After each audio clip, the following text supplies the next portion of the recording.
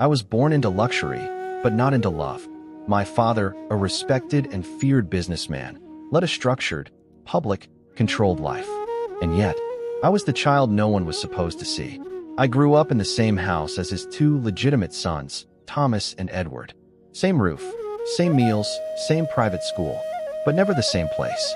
Thomas looked at me like an intruder. Edward ignored me like a nuisance. They never missed a chance to remind me I was the result of a mistake. A betrayal. They had carefully decorated bedrooms. I had a clean but cold corner. They received praise. I got awkward stares. And yet, despite their daily humiliations, I had an anchor. My father. He wasn't around often. Business always came first. But when he returned, his eyes changed. He spoke gently to me, called me my daughter without shame. And I lived for those moments. Because as soon as he left, the torment resumed. You're nobody, just a stain on the family name. Don't think you'll ever have what we deserve. I clenched my teeth. I locked myself in my room. I cried in silence.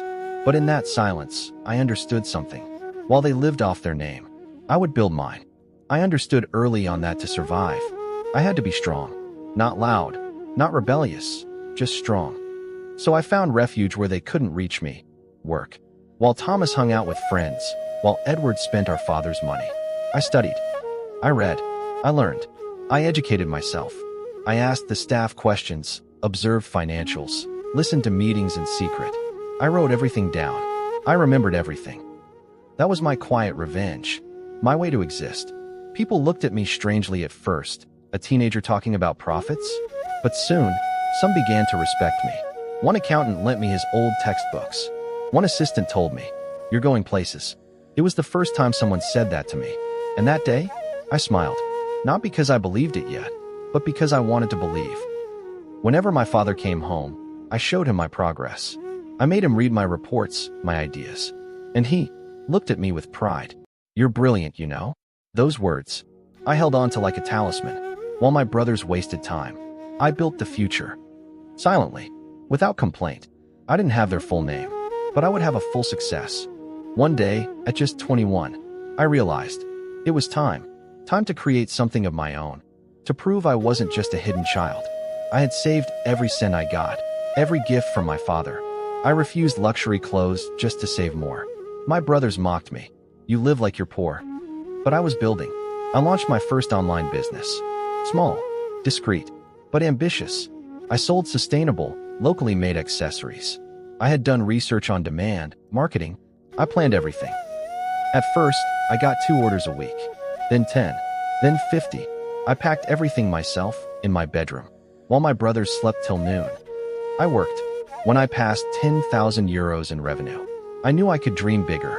I invested in a small office, then a team, then machines. And my father started asking questions.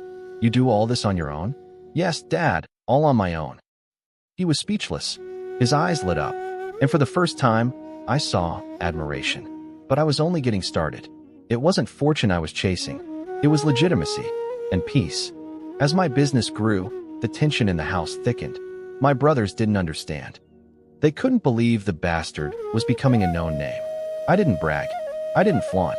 But magazines started writing about me. Social media picked up. Partnerships came in, interviews. And then, they fell silent. Not out of respect, but bitterness. One evening, Thomas snapped, "Don't forget you'd be nothing without Dad." I looked him straight in the eyes. And I smiled. Because Dad hadn't given me a cent. Not a call. Not a push. Nothing. Just his name, and even that barely. People said I was the secret daughter of a tycoon. But I wanted them to say, she did it all by herself. They started trying to sabotage me, calling my partners to discredit me, sending anonymous messages to reporters. But nothing slowed my growth. Nothing. Because I had learned to move forward alone. To fall and rise. To turn hate into fuel. I didn't want their approval anymore. I didn't need it. I wanted my own. And the more I succeeded, the less they smiled. He came home earlier than expected that night. My father. He looked tired, but peaceful. He sat in my small office at the back of the garden and said, "I've been watching you for a long time, you know." I blushed. I didn't know what to say. He picked up my reports, read them carefully, then sighed. "This is remarkable. You have what many lack. I held back tears. I had waited my whole life to hear that. He added, your brothers, they don't have this discipline. They wait for me to give. You build. That night, he invited me to a business dinner. For the first time. Me, not them. And I accepted. The stares at the table were skeptical. But when I spoke, eyebrows lifted. I had ideas, vision, clear analysis. On the drive home, he said, you impressed me. And from him. That was a victory.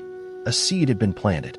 He began to see me, not just as his hidden daughter, but as a businesswoman, capable, strong, and me. I was preparing, not to fight them, but to claim what I deserved. A year later, my business hit its first million. I had offices, a team of 30, international partners, and a reputation. Meanwhile, the family company was faltering. Poor decisions, delayed projects, internal tensions. My father asked for my advice more and more. He invited me to meetings, conferences, and my brothers were no longer invited. They didn't take it well, not at all. One night, I overheard Thomas yelling at our father, this empire is ours, not hers. And Dad calmly replied, it belongs not to the one who wants it, but to the one who's ready. That day I understood. The shift had begun. My father was testing my skills. He gave me sensitive files. He observed me. And I was ready. The staff listened to me. The investors respected me. Even longtime partners said, you feel like the future. And inside, I trembled.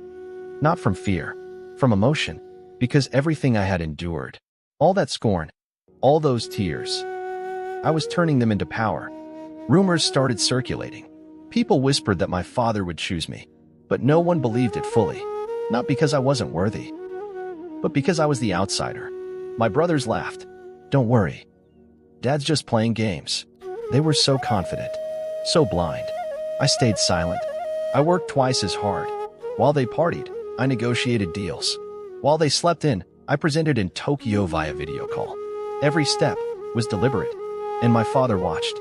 He didn't say much, but I felt it, the weight of his decision growing. Then one morning, he called for a formal meeting, a boardroom gathering, with lawyers, with stakeholders, with us. He stood at the head of the table, still strong, but visibly older. I built this empire with blood and sweat. And now, it's time to pass the torch, not to who I love most, but to who has earned it. And he turned toward me. It's her. Silence. Absolute, deafening silence. My brother's jaws dropped. My hands trembled, but my heart was calm. I was ready. It felt like an earthquake, not outside, but inside our family. Thomas stormed out of the room. Edward sat there, frozen, like the wind had been knocked out of him. I remained still, dignified, calm. The days that followed were chaotic. Calls, messages, some congratulatory, most filled with disbelief. The press caught the story. Illegitimate daughter chosen to lead the empire. I read it with no emotion. Because this wasn't about them. It was about me. About what I had built. My father held a formal event. A symbolic handover. I stood beside him in a white dress. Not a wedding, but a rebirth. I gave a short speech. For years, I was told I didn't belong. That I would never be anything more than a shadow. But today, I stand in the light. Not because of my name, but because of what I've done. There was applause, tears, even from some who used to look through me. And in the crowd, I saw him, my father, smiling proud. It wasn't revenge. It was justice. Sometimes, at night, I reflect on the little girl locked in her room, on the insults, the mockery, that constant feeling of being in the way. I wonder how I held on, how I endured without breaking. And I see their faces again. Thomas, cruel and confident. Edward, silent and complicit. I remember the mornings without greetings, tense meals, family gatherings where I didn't exist. But I no longer feel anger, only distance, a solid, peaceful detachment. I earned more than a position. I earned my name, my place, my voice. I rose alone. No shortcuts, no handouts. And I became what they never could, free. I don't live to hurt them. I live to inspire others like me, to show that you can be born in shame and rise in light. Every time I sign a contract, every time someone thanks me, I think of that little girl they tried to erase. And I whisper to her, see, we made it. Today, I sit at the head of the board. I'm the one they listen to. the one they consult. At first, the company veterans looked at me with doubt, but I earned their trust quickly. I modernized outdated sectors, invested in future technologies, gave the company new life. My decisions were bold, clear, assumed, and the results followed. Revenue doubled in 2 years. Employees spoke with pride again. Investors congratulated me. I was no longer just the daughter of.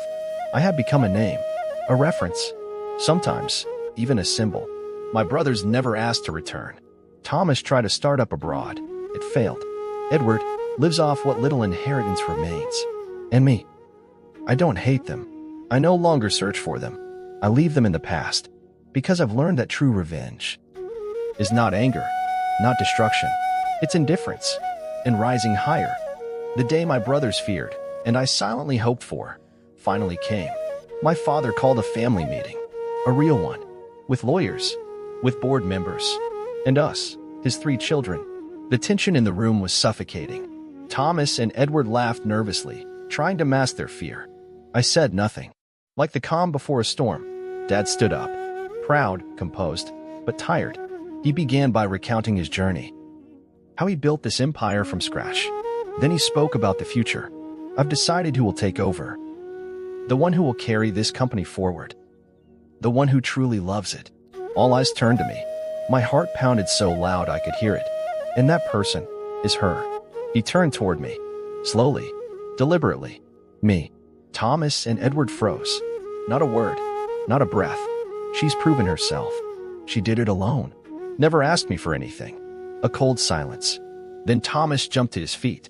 He shouted, accused, denied. But it was too late. I had been chosen, officially, in front of everyone.